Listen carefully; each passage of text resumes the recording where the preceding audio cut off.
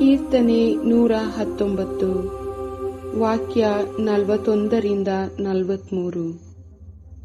ದೊರಕಲಿ ಪ್ರಭು ನನಗೆ ನಿನ್ನ ಕರುಣೆ, ನೀನು ವಾಗ್ದಾನ ಮಾಡಿದ ರಕ್ಷಣೆ. ಕೊಡುವೆನಾಗ ಸದುತ್ತರವನ್ನು ನಿಂದಕನಿಗೆ, ಕಾರಣ ನಿನ್ನ ವಾಕ್ಯದಲ್ಲೇ ಇದೆ ನನಗೆ ನಂಬಿಕೆ.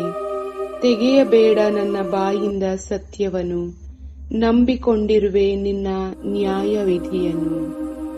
ಪ್ರಭು ಕ್ರಿಸ್ತರಲ್ಲಿ ಒಲವಿನ ಸಹೋದರ ಸಹೋದರಿಯರೇ, ದೇವರೇ ನುಡಿದಿದ್ದಾರೆ, ನಾನೇ ಸತ್ಯ ಎಂಬುದಾಗಿ.